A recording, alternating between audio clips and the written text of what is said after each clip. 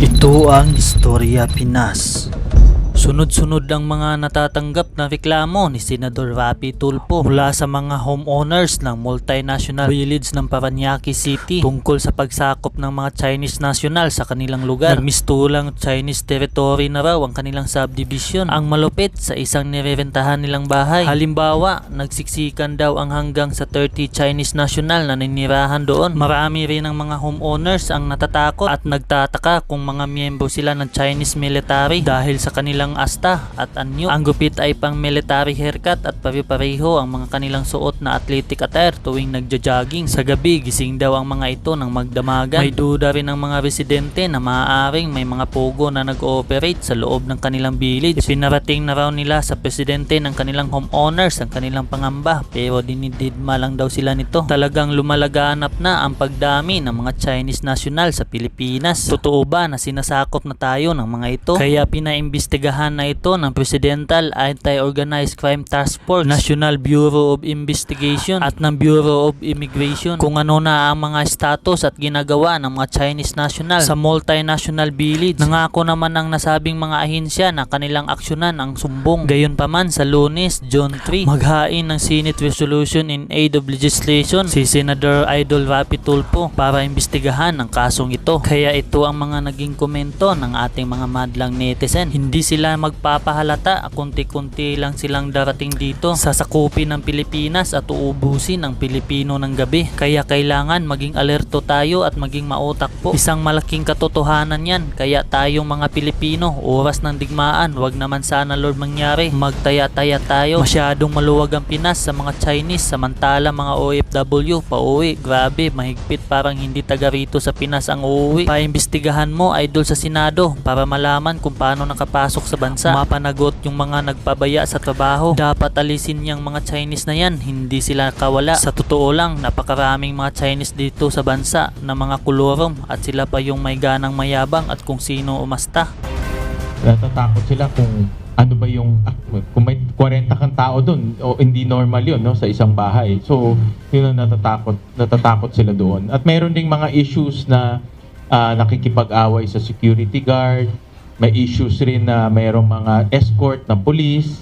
Marami ring mga allegations na konektado ito sa Pogo, no, dahil nga sa gabi dumadating or lumalabas yung mga sasakyan.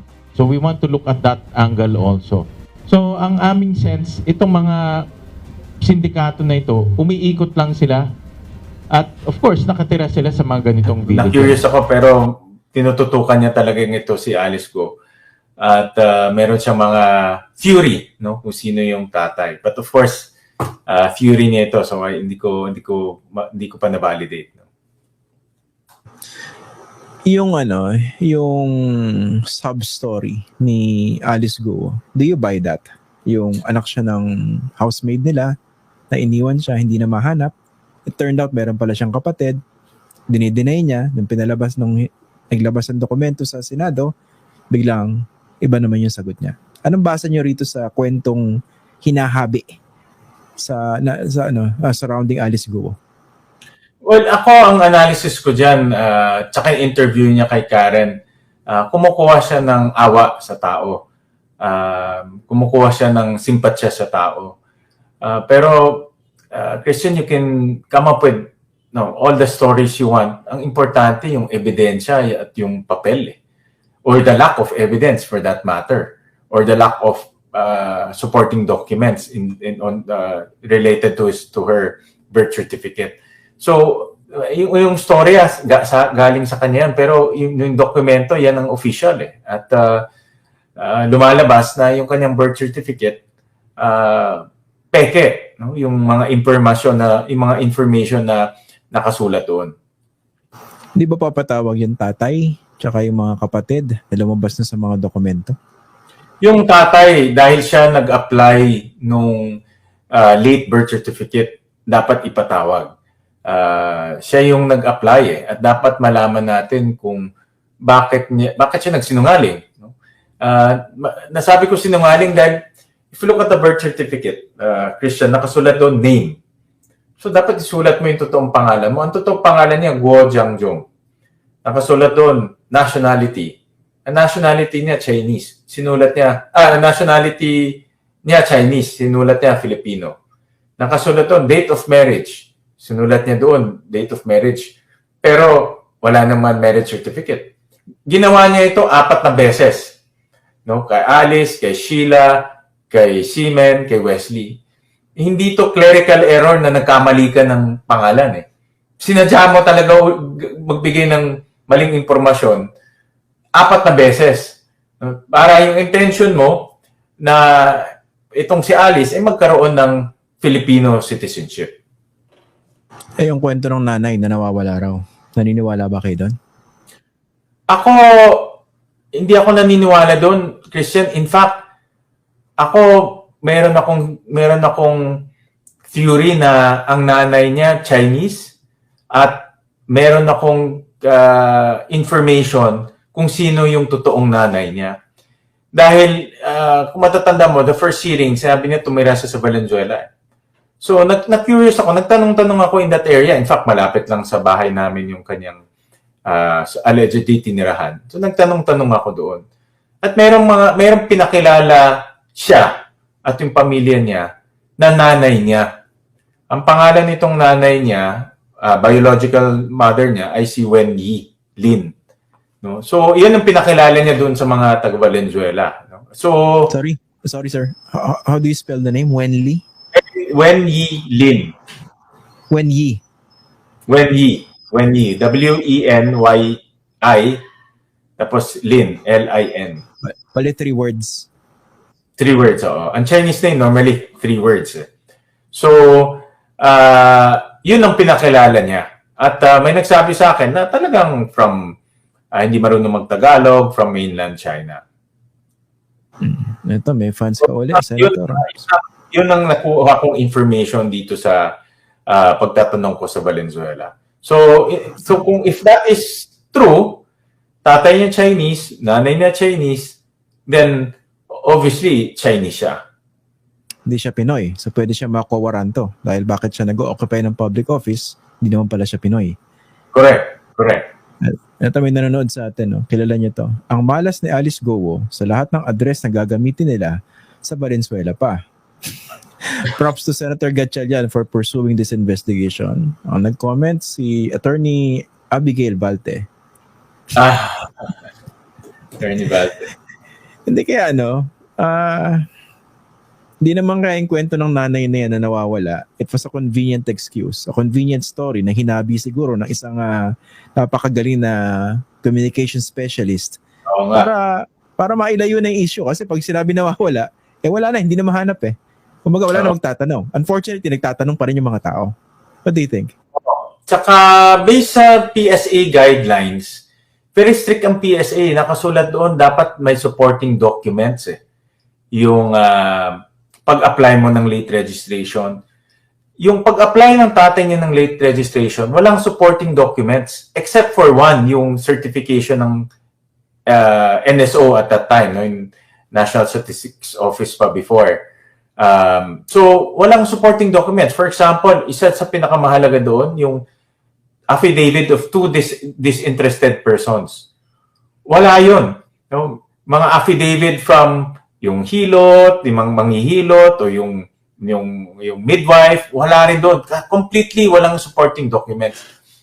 Ang konsepto nga ng late registration is dapat may supporting documents ka para masuportahan mo yung claim mo na pinanganak siya sa ganitong araw, ito yung nagpanganak sa kanya, ito yung mga magulang niya. Pero wala yung mga supporting documents. By that alone, defective na kaagad at invalid na yung kanyang birth certificate. Ba't nakalusot? Hindi ba dapat ipatawag din yung opisina mismo ng PSA na nagrehistro niyan? Actually, nag-issue na ng certification yung Tarlac PSA na wala talagang supporting documents. Unfortunately, yung taong gumawa nito, patay na. No? Kaya hindi siya mapapatawag at makukuha yung kanyang side dahil wala na siya. Pero based on kung ano yung nakita ng PSA ngayon sa Tarlac at National, wala talagang supporting documents. So how do you, sasabihin mo, pinanganak siya sa ganitong araw, wala ka namang bibigay ng supporting documents. Sasabihin mo, ito yung manghihilot, pero wala kang affidavit from manghihilot. Lahat purely nag-rely lang kung ano yung dineclare ng kanyang tatay. Yun nga eh. Parang naglolokohan tayo. Parang bigla may sumulpot, no? Literally parang pop, gumana na, bila nabuhay. Nagkaroon ng birth certificate. And that can be very dangerous kasi doon nagsimula lahat, di ba, sa dokumento na yan? Actually, Christian, according to PSA, meron na silang in-investigate na 300 cases, the same cases like this, na spurious birth certificates. Of the 300, mga 60 plus mga foreigners. No? So, in other words, may mga foreigners talaga na, o sindikato man lang siguro sa loob ng PSA na alam ko ano yung butas at kumbaga, ina-attract nila, kinukuha, hinikayat nila itong mga foreigners na mag-apply through the late registration process. Ito sir, pasensya na kayo, medyo napapahaba na pero patapos na rin tayo. Ito may nagpapatanong, hindi ba ipapatawag si Teacher Rubilin na mukhang napakagaling na teacher ha? Ewan ko nga, kung totoo si Teacher Rubilin eh. Wala tayong apelido so we cannot check the PSA. No, wala rin birthday kaya hindi natin malaman. Pero magaling magturo, di ba? Para ma-educate ka ng ganyan, di ba? Magaling sa negosyo. Okay. Medyo iba yun. Di ba kayo naiinggit kasi nag-aaral pa kayo sa mga magaganda eskwela pero tinuruan lang ni Teacher Rubilin, no? Tsaka hindi pa alam kung ano yung provider ng homeschool, di ba? May provider yan eh, di ba? Yeah, meron. And you have to register with your local DepEd. Ang konsepto kasi ng homeschool, allow ng homeschool, pero sasabihin mo sa DepEd, your local division, na nag-homeschool ako, pag natapos ako, pwede ako mag-equivalency test at bibigyan mo ako ng diploma para pwede ako mag-college. Dapat i-rate sa local division mo. Eto sir, medyo malapit na tayo matapos, no? You filed another dito? Resolution ba ito? Seeking the ban on POGOs, no? Tama? Oo. Yung Okay. batas. Pero hindi ba yan din yung recommendation nyo during the previous administration? Ano nangyari din sa recommendation ng komite para i-ban yung POGO? And ngayon, what do you think? Would it be any different? Ano bang nararamdaman nyo, nadidinig nyo from BBM regarding this? Itong final ko, just to give context, no? Itong final natin is to repeal yung taxation ng POGO. Dahil itong POGO, nabuhay siya at naging legal dahil sa taxation law. Dinefine ko ano yung POGO doon, naglagay ng taxation, at obviously, tinatax mo siya dahil sa ng batas, legal siya. So, ang theory ko, pag tinanggal yung taxation na yan at tinanggal yung legal basis ng POGO, magiging illegal na siya. Yun ang aking theory kaya nag-file tayo to repeal the law. Then, mawawala na yung kanyang taxation regime. So, yun yung takbo. At meron ding ibang nag-file na to ban POGO, si Senator Villanueva at si Senator Alan Cayetano. So, i-merge natin itong tatlong batas na ito para maging comprehensive. At sa House, meron din kay Congressman Benny Abante, nag-file rin siya. Very comprehensive yung kay Congressman Abante, yung kanyang POGO ban proposal. No? Nakita ko talagang very comprehensive. So, pag tumakbo na itong dalawa, hopefully, ma-aproban to sa Kongreso at hopefully, makikita ni Presidente at pepermahan niya rin. Pero what sense are you getting? Kasi yung previous president, hindi tinanggal yung POGO. Actually, in-encourage pa. Pero under BBM, what do you think? What sense are you getting? Alam ko very concerned si Presidente. Very concerned siya with itong incidents of crime. At alam ko na minomonitor niya ito. May a few conversations kami na nakikita ko very concerned siya. At kaya ang advice ko nga sa kanya, walang mawawala sa atin. Iban natin to, walang mawawala sa atin.